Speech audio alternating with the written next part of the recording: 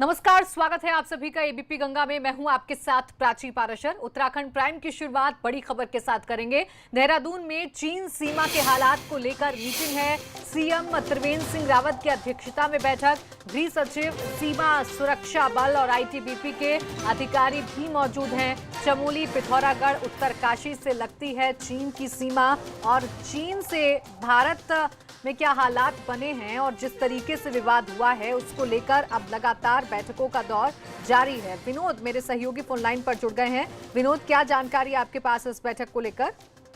जी देखिए प्राची, अभी मुख्यमंत्री आवास पर भारत चीन सीमा विवाद मसले पर एक हाई लेवल बैठक जारी है, जिसमें गृह सचिव, पुलिस के आला अफसर, सीमा सुरक्षा बल और आईटीबीपी के बड़े अधिकारी मौजूद हैं।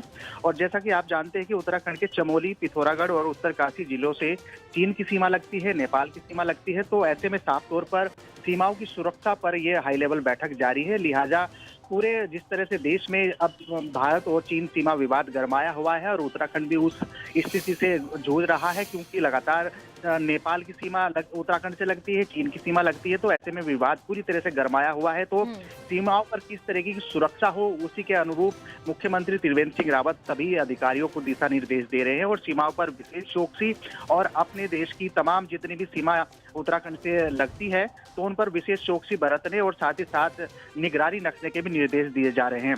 बैठक में बिल्कुल विनोद, देखिए चीन के खिलाफ जो भारत का अब रुख है वो साफ है कि हम किसी भी कीमत में चीन को उसकी मनमानी नहीं करने देंगे और यही वजह है लगातार बैठकों का दौर जारी है। आप बने रहिएगा विनोद, हमारे साथ आगे भी आपसे जानकारी लेंगे।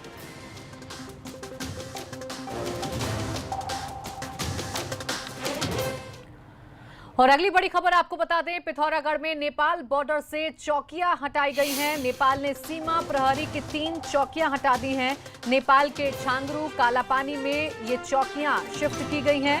लाली, उकू और बांकू की चौकियां हटाई गई हैं। तो ये बड़ी खबर आपको बता दें, नेपाल ने अपनी 3 चौकियां हटाई हैं। नेपाल के छांगरू, कालापानी में ये जो चौकियां हैं वो शिफ्ट की गई हैं। तो बड़ी खबर आपको बता दें, लगातार नेपाल से सटी जो सीमा है उत्तराखंड की, उस पर नजर बनी हुई है सरकार की भी और अब नेपाल की तरफ से ये खबर जरूर सामने आ रही है। और इस वक्त हमारे साथ उत्तराखंड के ब्यूरो चीफ अजीत राठी जुड़ गए फोन लाइन पर। अजीत, किस तरीके से समझें इस पूरे कदम को, इस पूरे घटनाक्रम को?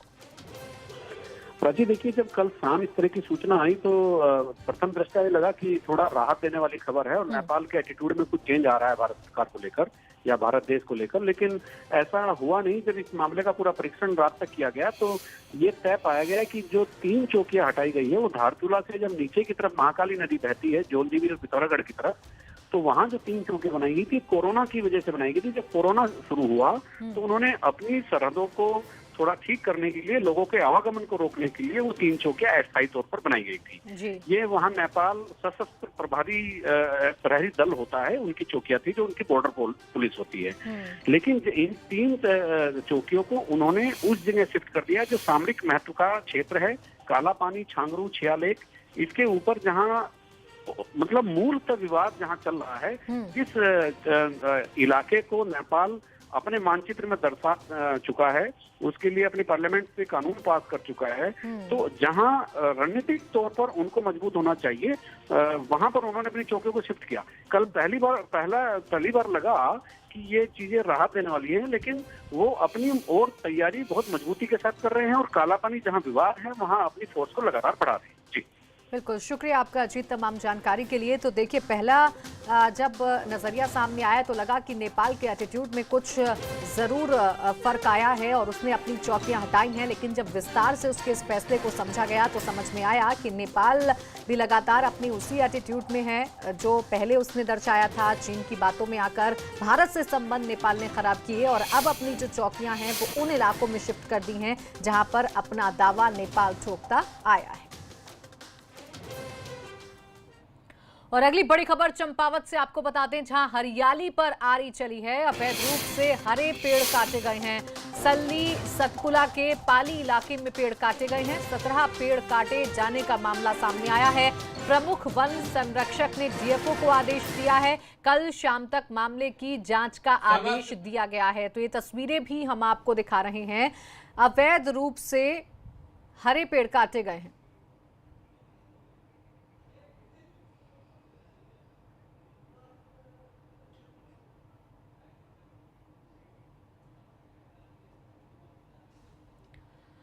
तो देखिए पूरा घटनाक्रम सामने आया। एक्सक्लूसिव तस्वीरें भी आप एबीपी गंगा पर देख रहे हैं। प्रमुख वन संरक्षक ने किस तरीके से इस पूरे मामले को लिया है, एबीपी गंगा ने भी उनसे बातचीत की। कैसे डीएफओ को उन्होंने आदेश दिए हैं जांच के, सुनिए। सल्ली सतपुला से पाली रुइया कफलटा कफलटा हाँ सल्ली सतपुला से पाली रुइया कफलटा। हाँ तो बताओ इसमें क्या कुछ पेड़ कटे हैं क्या? अच्छा, क्या इलिसिट है या कुछ प्रोजेक्ट है कोई?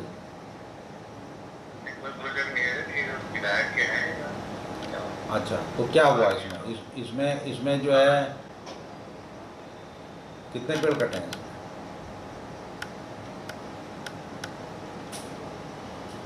इसमें तो बड़ी भारी संख्या बता रहे हैं। तो उसमें ऑफेंडर कौन है?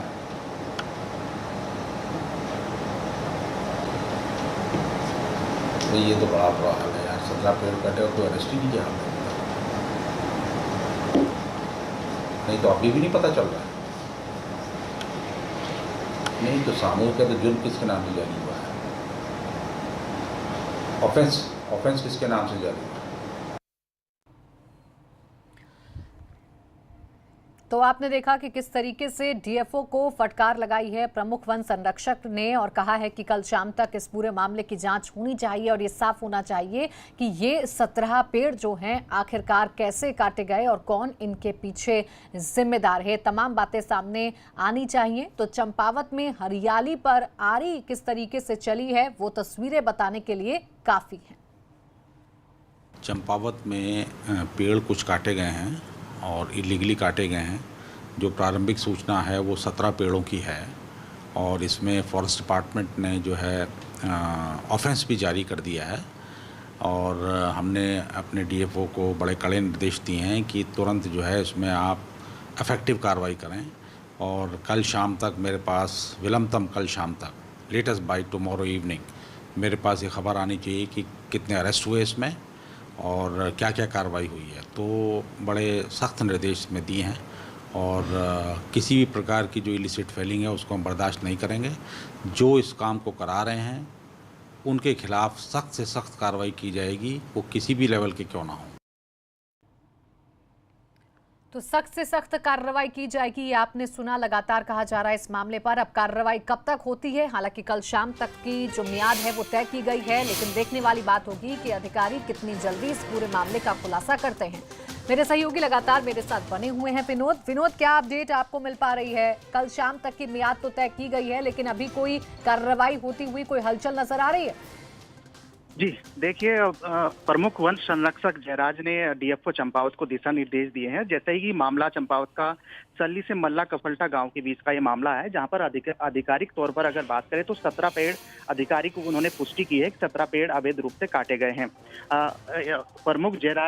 प्रमुख वन संरक्षक जयराज की माने तो उन्होंने एक इंक्वायरी सेटअप कर दी है और जो भी इसमें अज्ञात, हालांकि डीएफओ ने ये भी स्वीकार किया है कि एक विधायक और तमाम अज्ञात व्यक्तियों के ये नाम सामने आ रहे हैं। उन्होंने हालांकि अभी नाम कोई उजागर नहीं किए हैं, लेकिन एक इंक्वायरी सेटअप कर दी है और ये भी देखना होगा प्राची, आखिरकार जिस तरह से डीएफओ जयराज की वार्ता में अपनी जो वार्ता कर रहे हैं उसमें एक विधायक का भी नाम ले रहे हैं, वो भी इंक्वायरी में साफ तौर पर साफ हो जाएगा आखिरकार वो विधायक कौन है जिनकी चाह पर इस बेशकीमती पेड़ काटे जा रहे हैं। और मैं ये भी बता दूं प्राची कि ये 17 पेड़ आधिकारिक हैं।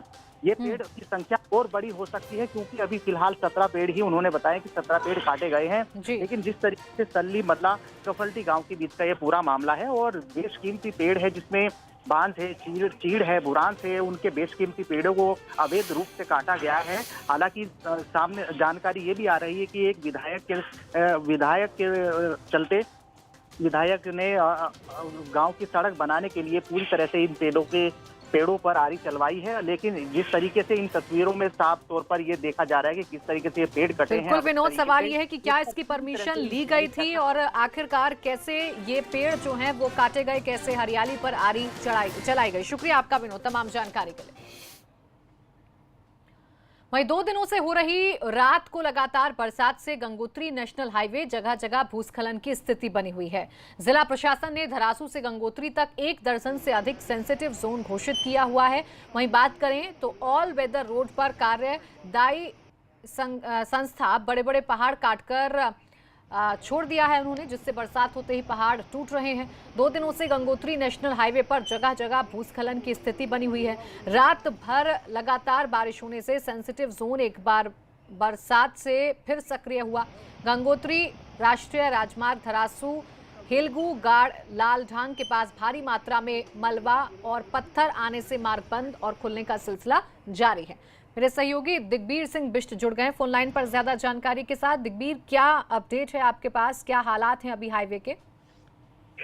जी प्राची, जिस तरह से 2 दिन से लगातार रात को बरसात हो रही है और जो गंगोत्री नेशनल हाईवे है वो जगह जगह जो कि भूस्खलन की स्थिति बनी हुई है। और आपको बता दूं कि जो जिला प्रशासन ने जो 1 दर्जन से अधिक जो सेंसिटिव जोन बनाए हुए हैं और जो बीआरओ ने अपनी मशीनें वहाँ पे लगी हुई है, लेकिन रात को बरसात होती है, लगभग जो मार्ग है लगभग 10-11 बजे से पहले नहीं खुल पाता है। तो कहीं ना कहीं जिस तरह से ऑल वेदर रोड के काम चल रहे हैं, ऑल वेदर ने अपनी कटिंग तो पूरी कर ली, लेकिन जो पहाड़ है, ताजे पहाड़, और जैसी बरसात हो रही है, बरसात होते ही और पूरे भूस्खलन जैसी स्थिति पैदा हो जा रही है। और जो जिस तरह से जो कार्यदायी संस्था है उस पर काफी लोगों ने ये जताया कि जो जिस तरह से काम हो रहा है उस तरह से सुरक्षा वाल लगनी चाहिए, ताकि जो मिट्टी है, जो भूस्खलन है वो दोबारा ना हो पाए। तो कहीं ना कहीं जो कार्यदायी संस्था है वो इस बार जो बरसात की पहली बरसात में इतना नुकसान हुआ है, तो जिस तरह से जो आने वाले समय में जो बरसात होती है तो कहीं ना कहीं गंगोत्री NH में काफी दिक्कतें आ सकती है। शुक्रिया आपका तमाम जानकारी के लिए दिग्बीर।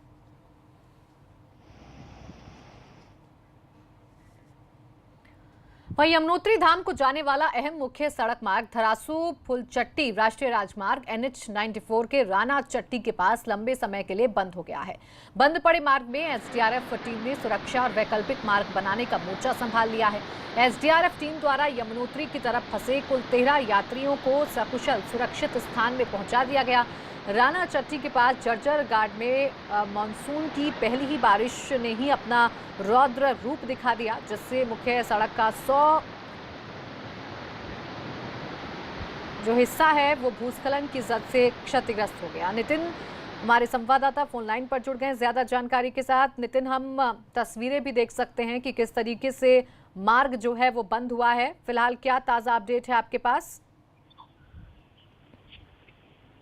देखिए, जिस तरीके से तस्वीरें दिख रही है पिछले 48 घंटों से लगातार ये तस्वीरें दिख रही है, क्योंकि जिस तरीके से NH 94 का जो ये राना चट्टी का स्पॉट है, करीब 100 मीटर स्पॉट है, सड़क एरिया है जहां पर जो बरसाती नाले ने गहरी खाई का एक रूप ले लिया है। तस्वीरों में साफ देखा जा सकता है कि किस तरीके से SDRF जो टीम है वो लगातार रेस्क्यू में है। और अब तक जो जानकारियां जो प्रशासन से जो मिली है वो 13 ऐसे लोग हैं जो यमुनोत्री धाम की यात्रा में इंटर स्टेट के अंतर्गत गए थे और वो यमुनोत्री में ही फंस गए थे जब ये हुआ था, ये सड़क मार्ग ध्वस्त हो गया था। शुक्रिया आपका नितिन तमाम जानकारी के लिए। तो देखिए, लगातार 48 घंटे से काम चल रहा है, लेकिन उसके बावजूद भी मार्ग अभी तक नहीं खुल पाया है।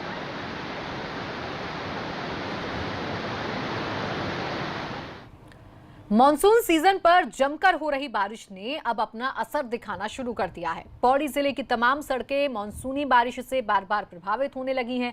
बारिश के कारण सड़कों पर हो रहे लैंडस्लाइड से सड़कें बार बार बाधित हो रही हैं, जिससे कई गांवों का संपर्क भी मुख्यालय से कट गया है। बीती रात हुई बारिश से जिले में 10 ग्रामीण जो है वो जरूर परेशान हुए, जबकि 3 स्टेट और 3 ODR सड़कें और 7 ग्रामीण सड़कों को बीते दिनों ही कड़ी मशक्कत के बाद खोला जा सका।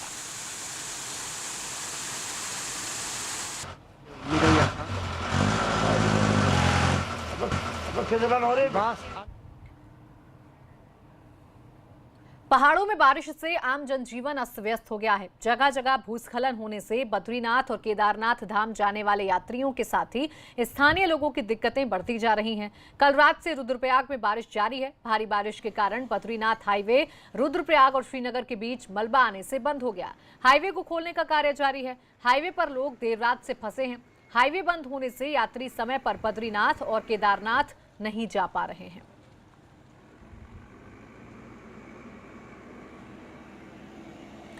तो बारिश की वजह से पहाड़ पर कितनी दिक्कतें हो रही हैं वो लगातार हम आपको दिखाने की कोशिश कर रहे हैं। रुद्रप्रयाग की अगर बात कर लें तो बद्रीनाथ हाईवे पर मलबा गिरने से हाईवे बंद हो गया। अब उसे खोलने की कोशिश की जा रही है, मलबा हटाने की कोशिश की जा रही है, लेकिन बारिश अब लगातार मुसीबतें बढ़ा रही है।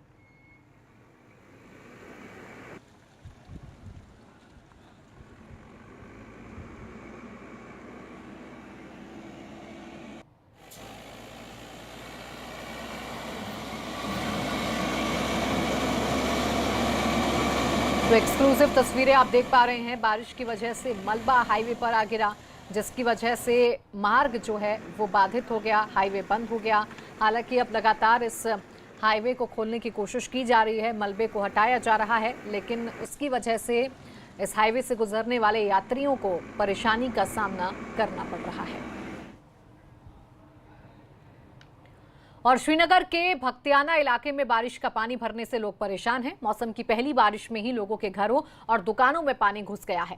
जल भराव की समस्या से परेशान स्थानीय लोगों ने लोक निर्माण विभाग के कार्यालय का घेराव कर विरोध प्रदर्शन किया।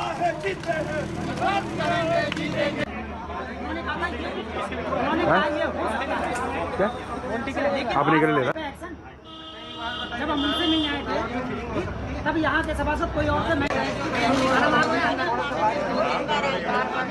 भाई जिलम की टक्कर से जिलम की टक्कर से संघर्ष किया है, जीते हैं। और यहाँ रुक रहे हैं एक छोटे से ब्रेक के लिए, जल्द लौटेंगे।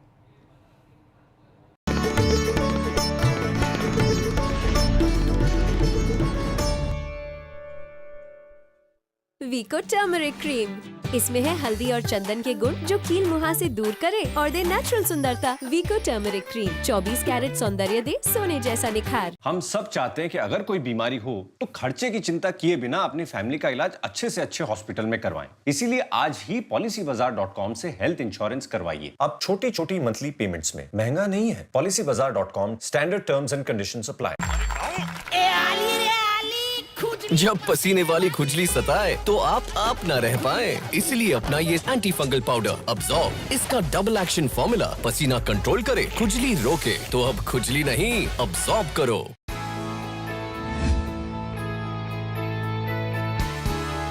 पर्यावरण की सुरक्षा हमारे जीवन के लिए आवश्यक है। माननीय मुख्यमंत्री योगी आदित्यनाथ वृक्षारोपण और पर्यावरण की सुरक्षा से जुड़े विभिन्न प्रयासों में सदैव जन भागीदारी को प्राथमिकता देते हैं। 1 जुलाई 2020 से शुरू वन महोत्सव सप्ताह में पूरे प्रदेश में एक अभियान द्वारा वृक्षारोपण किया जा रहा है, जिसमें रिकॉर्ड 25 करोड़ पौधे लगाने का लक्ष्य है।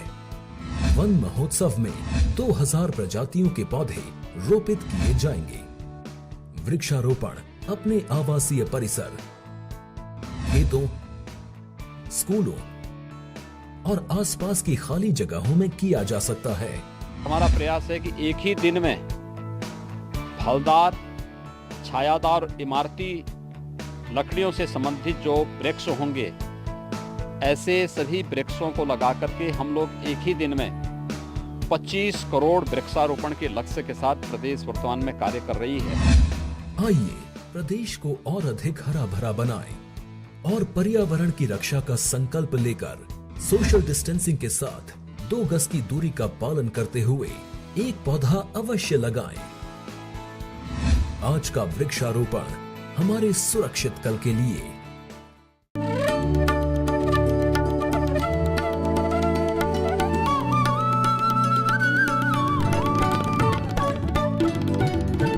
एबीपी गंगा, खबर आपकी, जुबान आपकी। उत्तर प्रदेश और उत्तराखंड का अपना Hindi news channel ABP Ganga अब उपलब्ध है डिश टीवी के चैनल नंबर 712 यानी 712 और D2H के चैनल नंबर 888 यानी 888 पर। तो देखते रहिए एबीपी गंगा, खबर आपकी, जुबान आपकी।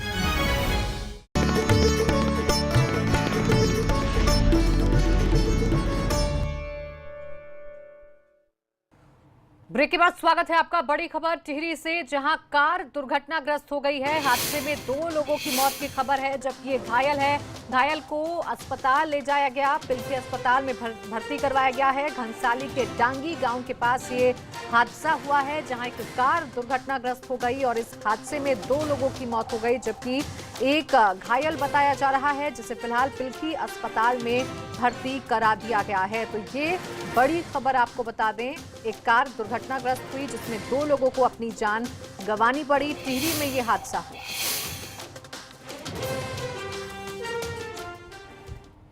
और अगली बड़ी खबर हरिद्वार से, जहां कोरोना के 6 नए मामले सामने आए हैं। रोहालकी में कोरोना के 4 नए केस निकले हैं। कनखल में कोरोना का 1 केस सामने आया है। जगजीतपुर में कोरोना का 1 केस सामने आया है।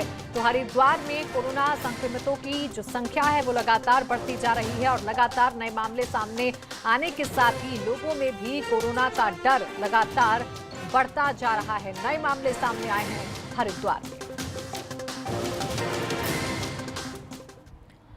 और बढ़ते आगे देहरादून के रायपुर में एक और विधान भवन बनाने की कवायद के बाद राजनीति गरमाने लगी है। विपक्षी दल कांग्रेस इस मुद्दे को लेकर त्रिवेंद्र सरकार को घेरने की तैयारी कर रही है।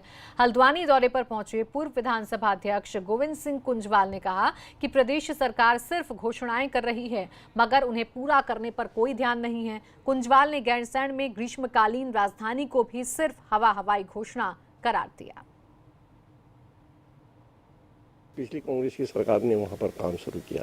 एक तरफ ग्रीष्मकालीन की घोषणा करते हैं, उसका आदेश भी करवा देते हैं, और दूसरी तरफ पिछली कांग्रेस की सरकार जो सचिवालय के लिए पैसा दे चुकी थी 55 करोड़ रुपया, जिसमें से 7 करोड़ रुपया एजेंसी को अवमुक्त हो गया था, उस काम को इन्होंने रुकवा रखा है, उसे पैसा खर्च नहीं कर रहे। तो ये इनकी स्थिति है और मैं समझता हूँ इनकी जो घोषणाएँ हैं वो केवल कोरे जैसे कागज होता है उस तरह की घोषणाएँ हैं, उसमें कोई अमल होने की गुंजाइश नहीं है। जो ग्रीष्मकालीन की घोषणा करी वो जनता को बरगलाने के लिए करी, उस पर कोई काम नहीं हो रहा है। ऊर्जा विभाग के 764 पदों पर भर्ती की मंजूरी मिलने से जहां बेरोजगार युवाओं में आस बढ़ी है, वहीं भर्ती को लेकर विभाग के संविदा कर्मचारियों ने कोर्ट जाने का मन बना दिया है। संविदा कर्मियों का कहना है कि पहले हमारा नियमितीकरण होना है और इसके लिए कोर्ट पहले भी विभाग को आदेश दिया था, लेकिन विभाग नियमितीकरण की जगह नई भर्तियां करने जा रहा है। इस निर्णय के खिलाफ उत्तराखंड शासन माननीय उच्च न्यायालय में गया था और उच्च न्यायालय में उसको औद्योगिक न्यायाधिकरण के निर्णय को स्टे कर दिया था, इस शर्त के साथ कि आप भविष्य में ना तो कोई फ्रेश रिक्रूटमेंट करेंगे और ना ही आप इनके पदों से कोई छेड़छाड़ करेंगे। लेकिन अब देखिए अभी उत्तराखंड शासन ने जो ये भर्ती प्रक्रिया की है और इससे ये लगता है कि ये सरासर माननीय न्यायालय की अवमानना है। हमारे पास राज्य सरकार से इन पदों का सैंक्शन आया है कि इनको हम अपॉइंट कर सकते हैं। अब उसके बाद जो भी जिन पदों पर भी किसी तरह का डिस्प्यूट नहीं होगा, किसी तरह की परेशानी नहीं, कोई लीगल इशू नहीं होगा, उन पदों पर ही हम भर्ती करेंगे। अभी कोई भी जो हम निर्णय लेंगे, किसी भी पद पर भर्ती का जो भी निर्णय लेंगे वो नियमानुसार जो सही होगा वही करेंगे। और बद्रीनाथ धाम में राज्य सरकार के हेलीपैड के पास 40 बेड के गेस्ट हाउस का निर्माण किया जाएगा। इस गेस्ट हाउस का निर्माण उत्तर प्रदेश टूरिज्म विभाग की तरफ से कराया जाएगा। गेस्ट हाउस के निर्माण पर 11.5 करोड़ रुपए की लागत आएगी। इसमें पार्किंग सहित सभी आधुनिक सुविधाएं होंगी। इसी को लेकर उत्तर प्रदेश टूरिज्म के आला अधिकारी और जोशीमठ के अधिकारियों ने जगह का मुआयना भी किया है। इस बार हरिद्वार में कांवड़ मेला स्थगित कर दिया गया है, जिससे कांवड़ से जुड़े कारीगर परेशान हैं। ये लोग पिछले कई दशक से कांवड़ बनाकर बेचने का काम करते रहे हैं, लेकिन इस बार इनका काम ठप पड़ा है।